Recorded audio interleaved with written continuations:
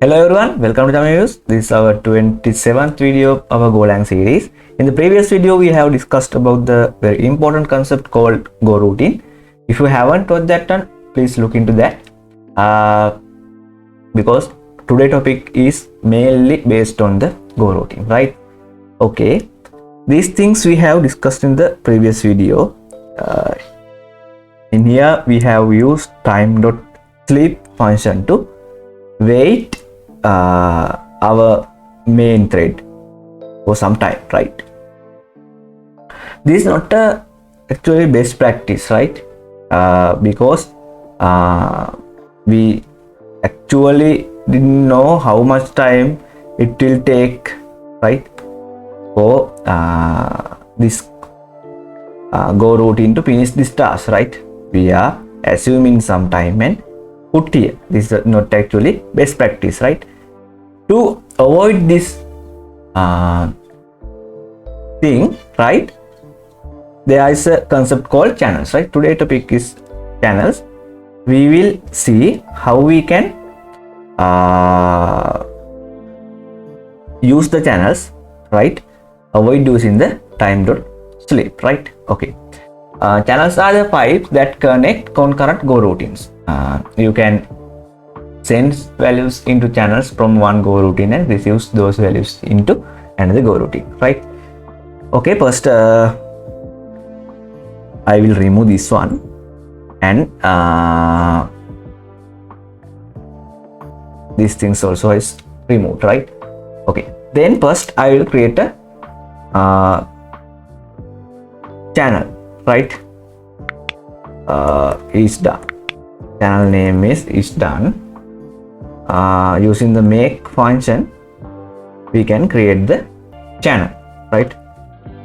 There is a keyword called chan, and also we want to define a type here. I have put type as bool, right?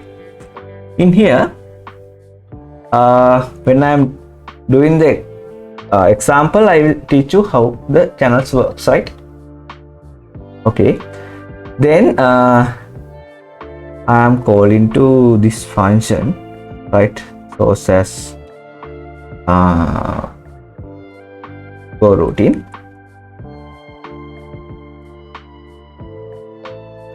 Using the Goroutine, I am calling to this function, right? As well as I want to receive a channel, right? Is done channel, right? After completing this work, right? After completing this work, I can say to channel, hey, I have completed my work, right? How we can say that one? Using this operator, we can say, hey, I have completed my work, right? I'm say to this channel, hey, I am completing my task, right? And when I am calling to this function, I want to send that is done channel, right? Okay, now in here I have called to this function. That's fine, right? Then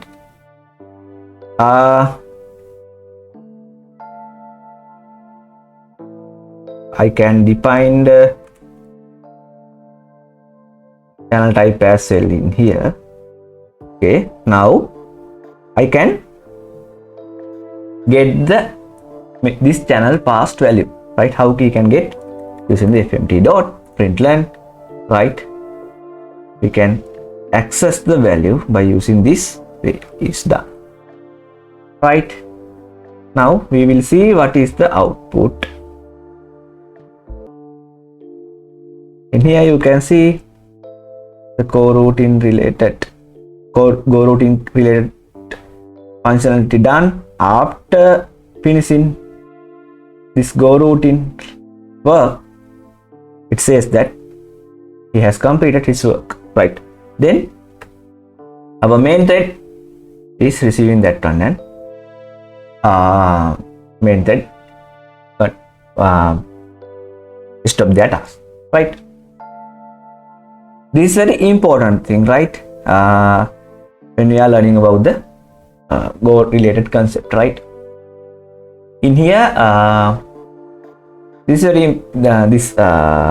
receiving method is very important, right? By default, send and receive flows until both the sender and receivers are ready. This property allows us to wait at the end of the program for the this bool message without having use of any other synchronization. Okay, now you have one clear idea about what is a channel and how we can use that one, right? But in here, I will try to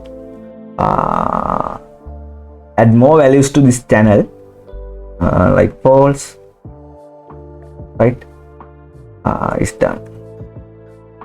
In this Go routine, I will try to update this channel, and this thread also I will try to update this channel. Then we will see what is the output here. It says that all Goroutines sleeps deadlock, right? This is the when we are using the channels, we can't update this channel by two Goroutines, right? To avoid that one, we will have the concept called channel buffering. We will teach you that one in the upcoming video. Hope you have one clear idea about the channels, right? You can try with different types here and keep more practicing those things, right? Okay, hope you have learned new things. Please subscribe to the channel and share these things with your friends. We will meet in the next video. Thank you. Bye.